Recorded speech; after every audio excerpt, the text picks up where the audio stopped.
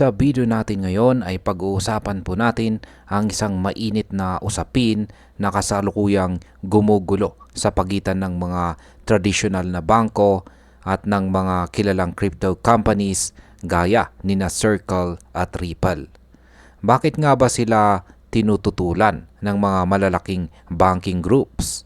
At ano po ang posibleng maging epekto nito sa industriya ng crypto? Kaya yan lamang po ang ilan sa mga katanungan na siyang ating pag-uusapan sa video na ito. Pero bago po tayo magpatuloy ay pakibasa na lamang po muna ang disclaimer dito po sa ibaba ng ating screen. Yan, simulan po natin sa kung bakit nga ba tinututulan ng mga traditional banks at saka charter itong si Circle at saka si Ripple. Isang liham po ang ipinadala ng American Bankers Association kasama ang iba pang mga banking at saka credit union groups sa OCC. Dito malinaw po nilang sinabi na huwag nyo munang aprubahan ang mga aplikasyon ng mga crypto companies kagaya ni Ripple at saka Circle. At ang dahilan, ayon sa kanila, ang pagbigay ng National Bank Charter sa mga crypto firms ay isang malaking pagbabago sa kasalukuyang pulisiya ng gobyerno. At hindi pa malinaw kung paano po magiging ligtas ang mga plano ng mga kumpanyang ito sa ilalim ng mga tinatawag na fiduciary standards na sinusunod ng mga traditional na bangko. Ngayon ay ano ba ang bank charter at bakit mahalaga ito kina Ripple at Circle? Ayan.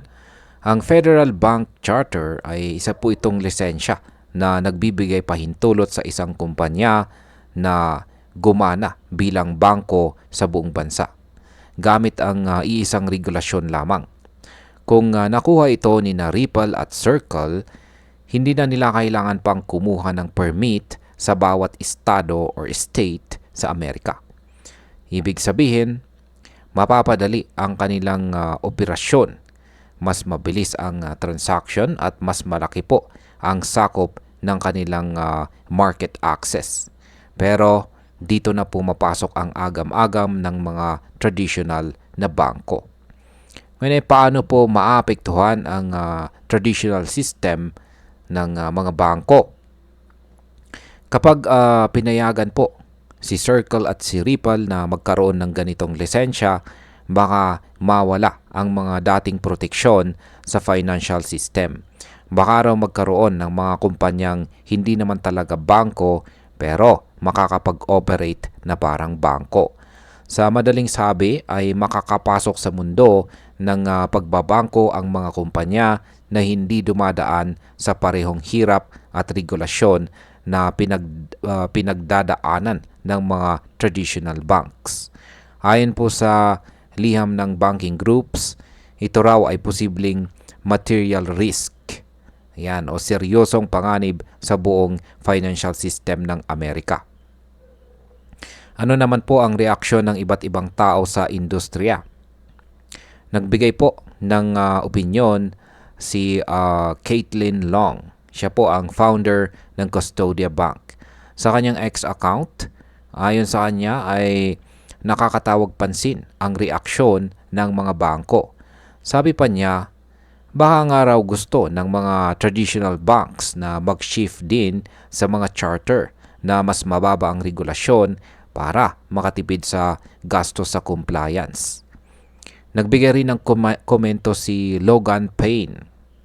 Ayan, si Logan Payne. Isa na rin po siyang legal expert sa blockchain regulation. At ayon po sa kanya, dahil sa mga bagong batas gaya po ng Genius Act na nagbibigay ng espesyal na lisensya para sa mga stable coins, napipilitan ang mga crypto firms na humanap ng mas malawak na lisensya gaya ng bank charter para makapanatili ng flexibility sa kanilang operations. Ngayon ay paano naman po nababago ng crypto sector ang kanilang diskarte sa regulasyon? Hindi lang sina Ripple at Circle ang interesado sa federal charters. Kasama rin dito ang Fidelity at iba pang mga crypto asset firms. Lahat sila ay may iisang goal, ang mapabilis ang payment processing, mas mapalawak ang market access, at maging mas simple ang pagsunod sa mga regulasyon. Pero ito rin ang kinatatakutan ng mga bangko. Kasi kapag natuloy ito, lalaki po ang kompetisyon at baka mapilitan din ang mga traditional na institution na baguhin ang kanilang sistema. Ngayon ay ano po ang naging paninindigan ng mga bangko at credit unions? Ayon po kay Alexander Grieve, Alexander Grieve ng Paradigm, bihira raw magkasundo ang mga credit unions at mga bangko. Pero ngayong usapin na ang crypto, nagkaisa po sila. Ayaw nilang papasukin sa kanilang teritoryo ang mga crypto firms. Ito ay malinaw na indikasyon na nakikita na nila ang crypto bilang seryosong banta. Hindi na ito ang dating experimental na industriya. Unti-unti na po itong tumatayo bilang alternatibong financial system. At ayan, para po sa atin bilang mga Pinoy crypto enthusiasts ay mahalaga na sundan po natin ang balitang ito. At bakit? Kasi kapag naaprubahan po ang bank charter ni na Circle at Ripple, mas lalakas sila bilang kumpanya. Posibleng lumawak pa ang kanilang serbisyo pati na rin sa mga bansang gaya ng Pilipinas. Mas mabilis po ang transaction, mas ligtas ang paghawak ng stable coins, at mas mapagkakatiwalaan ang kanilang serbisyo.